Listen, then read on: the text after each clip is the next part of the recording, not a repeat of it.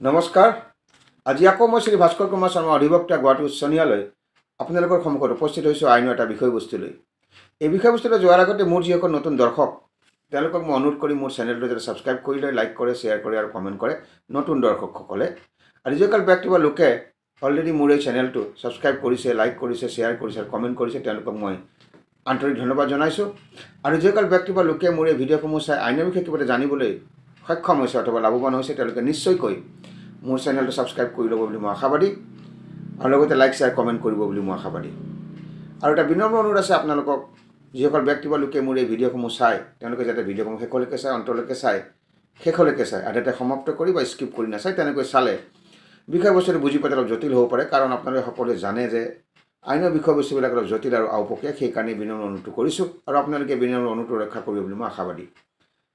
এতিয়া আহিছোঁ আজিৰ বিষয়বস্তুলৈ। আজিৰ বিষয়বস্তুটো মই এইকাৰণে উত্থাপন কৰিব ওলাইছোঁ বা আলোচনা কৰিব ওলাইছোঁ। ইয়াৰ মূল কাৰণটো হ'ল এই লেণ্ড পজিশ্যন চাৰ্টিফিকেট আৰু এই লেণ্ড হোল্ডিং চাৰ্টিফিকেটৰ মাজত পাৰ্থক্যটো কি, বা লেণ্ড পজিশ্যন চাৰ্টিফিকেট আৰু লেণ্ড হোল্ডিং চাৰ্টিফিকেট একেই নেকি, এই বুলি এজন ব্যক্তি বা লোকে মোক প্ৰশ্ন কৰিছিলে। তাৰে আগ ধৰি মই আজি অলপ এই বিষয়ে আলোচনা কৰিবলৈ ওলাইছোঁ। মন দি শুনিব। দি main difference between a land position certificate and a land holding certificate is that a possession certificate establishes a legal ownership of a property. Possession certificate খনে সম্পত্তিটোৰ ওপৰত আপোনাৰ যে লিগেল অনাৰশ্বিপ আছে সেইটো সূচায়। আৰু land holding certificate grants land rights, আৰু land holding চাৰ্টিফিকেটখনে লেণ্ড ৰাইটছ, মাটিৰ যিটো অধিকাৰ সেইটো আপোনাক দিয়ে। সেই বিষয়টো বেছ কৰিব on culture and social norms. সেইকাৰণে কৈছে a land holding certificate grants land rights based on culture and social norms. এইটো হ'ল মূল পাৰ্থক্য। মই আকৌ এবাৰ কৈ দিছোঁ। The main difference between a land position certificate and a land holding certificate is that a position certificate establishes a legal ownership of a property, whereas a land holding certificate grants land rights based on culture and social norms. এইটো হ'ল মূল পাৰ্থক্য। এতিয়া land position certificate confirms date, এইটো কথা আপোনালোকে জানি থওক, তেতিয়া পাৰ্থক্যটো বুজি পোৱাত সহজ হ'ব। Land position certificate confirms that the buyer is the legal owner of a property. Land position চাৰ্টিফিকেটখনে এইটো কনফাৰ্ম কৰি দিয়ে বায়াৰজনে হৈছে সেই সম্পত্তিটোৰ লিগেল অ'নাৰ। অৰ্থাৎ যিজন ব্যক্তিয়ে সম্পত্তিটো কিনিছে সেইজনেই সেই প্ৰপাৰ্টিটোৰ লিগেল অ'নাৰ বুলি লেণ্ড পজিশ্যন চাৰ্টিফিকেটখনে কনফাৰ্ম কৰে বা প্ৰমাণ কৰে। সেইকাৰণে কৈছে land position certificate confirms that the buyer is the legal owner of a property. বায়াৰজনে হৈছে সেই প্ৰপাৰ্টিটোৰ লিগেল অ'নাৰ, সেইটো কনফাৰ্ম কৰে লেণ্ড পজিশ্যন চাৰ্টিফিকেটখনে। It's issued by the buyer. It's issued by the buyer and includes details about the property such as parking and garage space. A possession certificate is valid for 12 years and must be renewed to maintain legal ownership. অৰ্থাৎ বায়াৰ এজনে যেতিয়া সম্পত্তিটো কিনে তেওঁ যে legal owner হয় সেইটো establish কৰিব কিহে, লেণ্ড পজিশ্যন চাৰ্টিফিকেটখনে। সেইকাৰণে কৈছে land position certificate confirms that the buyer is the legal owner of a property. It's issued by the buyer, বায়াৰৰ দ্বাৰা ইছ্যু কৰা হয়, এণ্ড ইনক্লুড কৰে ডিটেইলছ এবাউট দি প্ৰপাৰ্টি। এই লেণ্ড পজিশ্যন চাৰ্টিফিকেটখনে প্ৰপাৰ্টিটোৰ যিটো ডিটেইল বিৱৰণ সেইটো সাঙুৰি লয়, আৰু such as parking and garage space, parking আৰু গেৰেজ স্পেচৰ কথা এই ক্ষেত্ৰত আমি উল্লেখ কৰিব পাৰোঁ। এই position certificate is valid for 12 years। পজিশ্যন চাৰ্টিফিকেটটো 12 years কাৰণে ভেলিডিটি থাকে, এণ্ড মাষ্ট বি ৰিনিউড, আৰু ৰিনিউ কৰিব পাৰি to maintain legal ownership. Legal অ'নাৰশ্বিপটো মেইনটেইন কৰাৰ কাৰণে ইয়াক ৰিনিউ কৰিব আমি পাৰোঁ, লেণ্ড পজিশ্যন চাৰ্টিফিকেট। এতিয়া আহিছোঁ land holding certificate. Land holding certificate issued by traditional authorities. Land holding যিখন চাৰ্টিফিকেটখন নৰ্মেলি ট্ৰেডিশ্যনেল অথৰিটিবিলাকে ইছ্যু কৰে। ইট গ্ৰান্টছ লেণ্ড ৰাইটছ, এই লেণ্ড হোল্ডিং চাৰ্টিফিকেটখনে লেণ্ড ৰাইটছটো গ্ৰাণ্ট কৰে, কিন্তু বেছ কৰিব on culture and social norms. It provides de facto property right.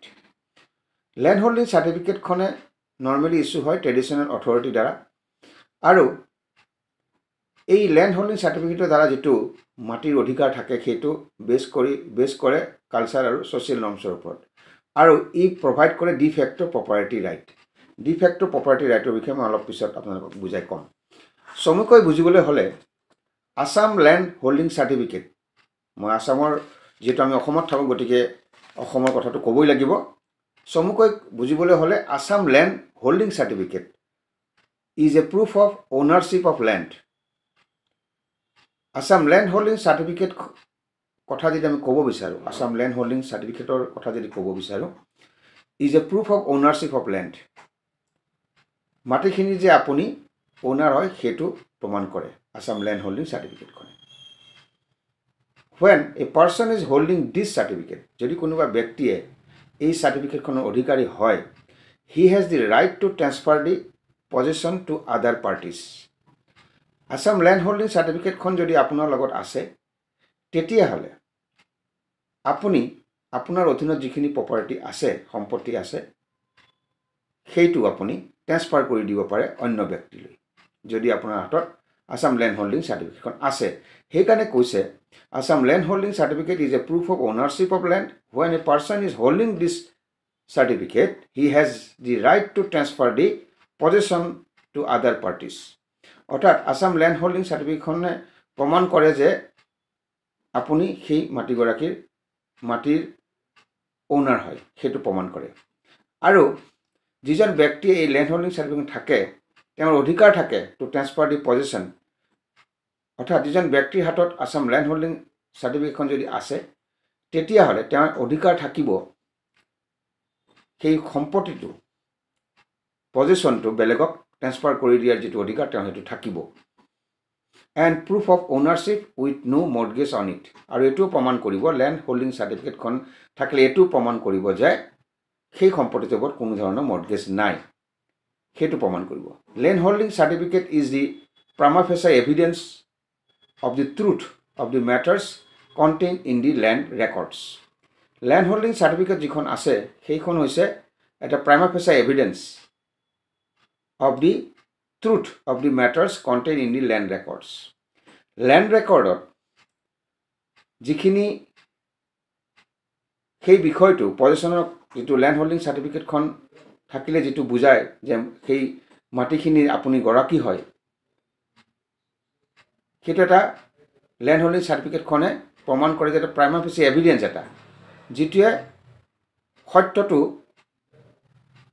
আপোনাৰ যে মাটিখিনি সম্পত্তিখিনি যে অধিকাৰী আপুনি হয় সেই বিষয়টো ল্যান্ড ৰেকৰ্ডত যে আছে সেই সত্যতাটো প্ৰমাণ কৰে সেইকাৰণে কৈছে land holding certificate is the prima facie evidence of the truth of the matters contained in the land records মনত ৰাখিব এতিয়া আইছো the position certificate is a সমুকৈ যদি আমি বুজিবলৈ যাওঁ the position certificate is a legal document provided by your local governing authority once you purchase a property আৰু পজিশন সাৰ্টিফিকেট বুলি ক'লে আমি বুজি পাওঁ পজিশন সাৰ্টিফিকেটখন হৈছে এখন লিগেল ডকুমেন্ট প্ৰভাইড কোনে কৰে লোকাল গভৰ্নিং অথৰিটিয়ে এবাৰ যেতিয়া আপুনি সম্পত্তিটো কিনিব তেতিয়াহ'লে সেই সম্পত্তিটো কিনাৰ পিছত এই সাৰ্টিফিকেটখন পজিশন সাৰ্টিফিকেটখন প্ৰভাইড কৰিব লোকাল গভৰ্নিং অথৰিটিয়ে যিখন এখন লিগেল ডকুমেন্ট বুলি আমি গণ্য কৰিব পাৰোঁ আৰু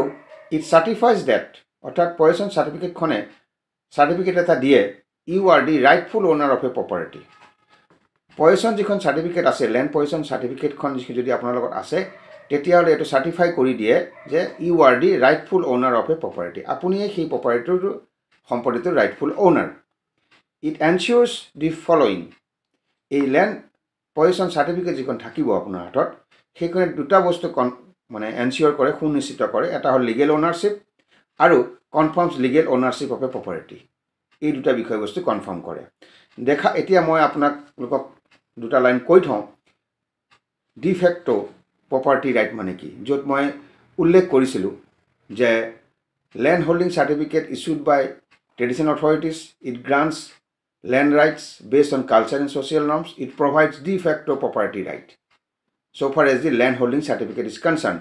এতিয়া দুটা লাইন আপোনালোকক কৈ থওঁ de facto property right মানে কি বা de facto মানে কি বুজাইছে de facto property right can refer to physical custody of a property de facto property right বুলি ক'লে আপোনাৰ physical custody থকা বুজায় property ওপৰত de facto property right মানে de facto property rights are property rights that are established by an individual or a group rather than by a government. মনত ৰাখিব de facto property rightৰ অৰ্থটো হৈছে de facto property right can refer to physical custody of a property.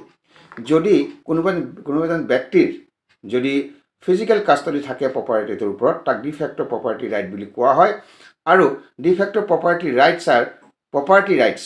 De facto property rights টো হ'ল property right হয় that are established হেতু establish কোনে কৰিব by an individual or a group বা এটা ইন্ডিভিজুৱেলে সেই বস্তুটো এষ্টাব্লিছ কৰে rather than by a government.